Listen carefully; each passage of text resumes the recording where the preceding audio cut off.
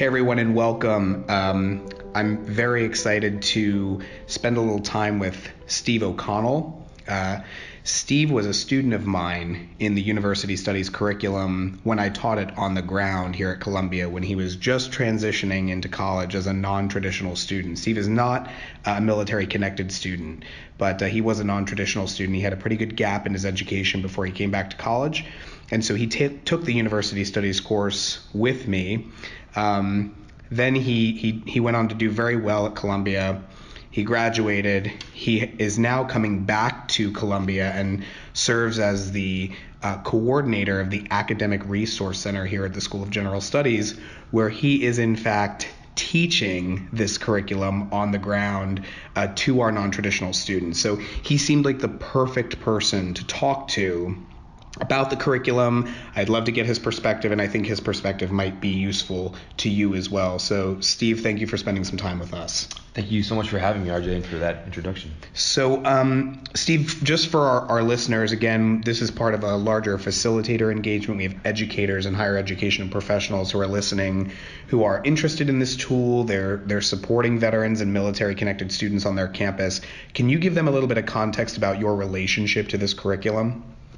Absolutely. As RJ said, I myself was a non-traditional student transitioning back into higher education after a 5-year gap. And my first exposure to this curriculum was as one of RJ's students when back in 2014 in the first iteration really of university studies as the curriculum was beginning to be developed. And as a student, I was facing all of the challenges that an older student faces when they come onto a college campus, having taken some time off, having a wide gap between the last time they wrote an academic paper, the last time they took notes, the last time they listened, sat in a lecture hall and distilled information. So it was a challenging transition, and university studies was one of the resources that made that just a little bit easier for me. Over the next 3 or 4 years, I continued to engage with the curriculum as a student based on my interest in working in education and pursuing teaching as a profession. And over that period of time, the curriculum really evolved into what it is today. And the modules are now online. The modules are being taught in the classroom, and students of all different backgrounds are engaging with it. So I now, as RJ said, work as the Academic Resource Center Coordinator here at Columbia University, and I teach university studies to anywhere from 60 to 200 students a semester, all of whom are non-traditional students, many of whom are veteran students transitioning back into the classroom. And I'm really privileged to go into the classroom as an instructor of this curriculum, armed not only with the metacognition, the mindset, the research that all of the foundational modules are based in, as well as the classroom skills.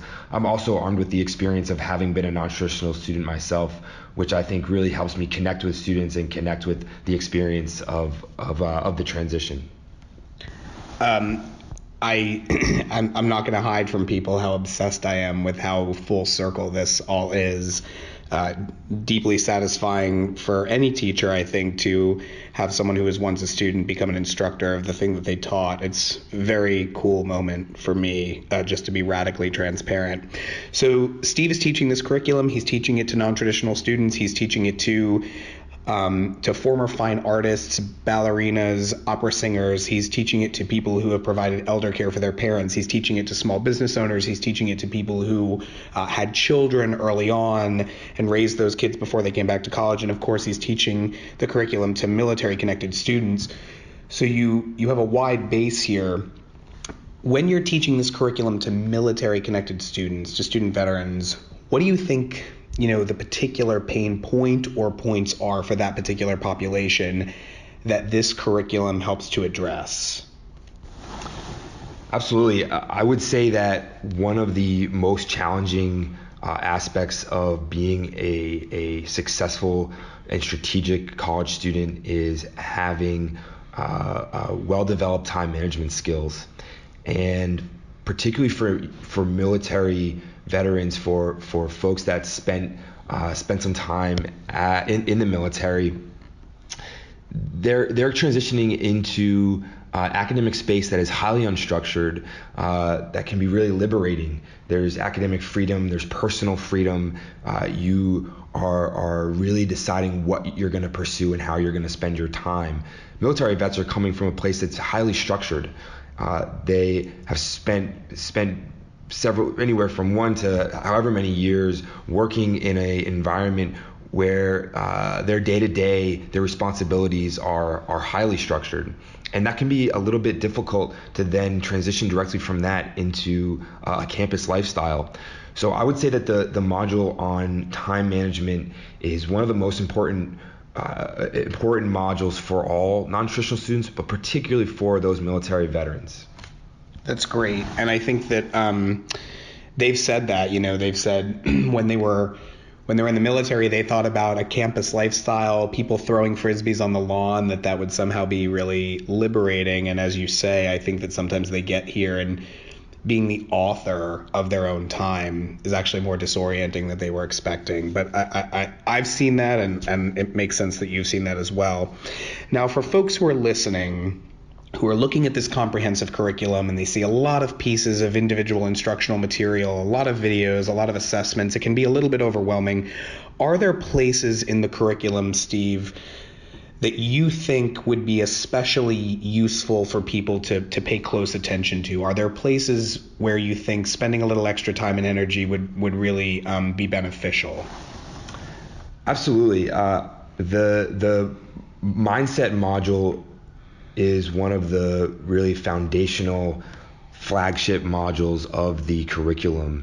And I think it's one that on first exposure can be a little bit difficult to understand, perhaps a little bit challenging to integrate into one's lifestyle and one's thought process, into not only one's experience as a student, but as an individual in the world.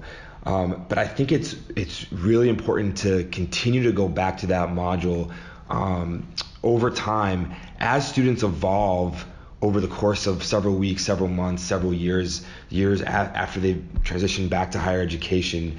Their goals change, their opportunities change, the way they think about themselves on campus changes, and going back to that mindset module can be a really useful tool to reminding oneself of why they're in school, what they're pursuing, what their long-term goals are, and how they can approach the classroom each day in a really positive way.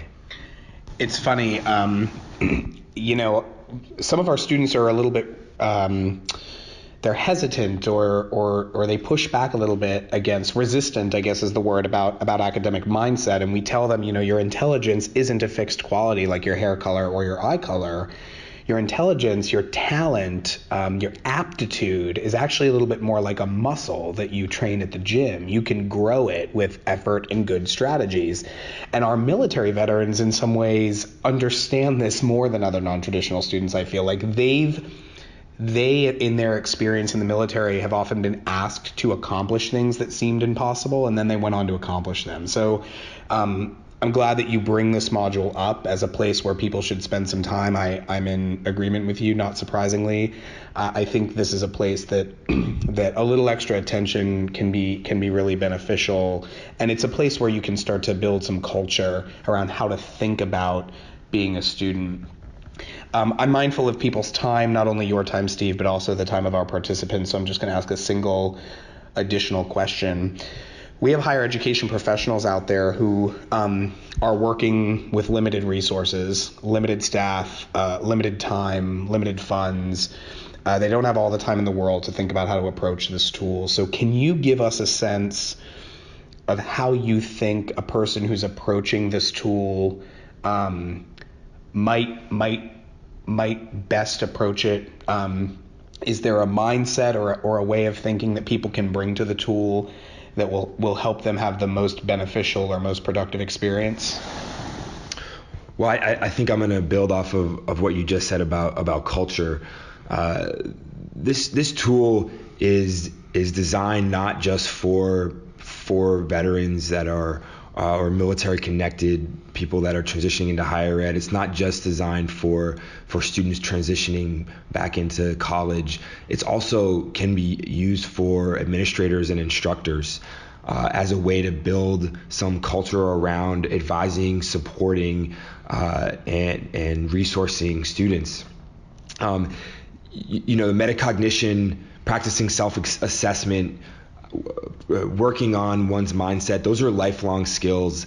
And I think the educators that I personally most admire, have learned the most from, are those that really practice what they preach, and are those that are consistently trying to better their own practice as they support students bettering their own practices. So I think this tool can be used to build some culture among colleagues, so that when they are supporting students, when they're talking with students, when they're either in the classroom or one-on-one, they have a vocabulary, they have a foundation around which to work, a common goal, a common understanding that can be really beneficial to building relationships and helping students reach their potential. I think students always respond really positively when everyone's speaking in the same language. So I once again, Steve, I agree. Steve O'Connell is the coordinator of the Academic Resource Center at Columbia University School of General Studies. He's both an alum of this curriculum and is now an educator of this curriculum, and he's working with students, and he's doing some really good stuff. Steve, thank you so much for your time and your care today. Thank you so much for having me.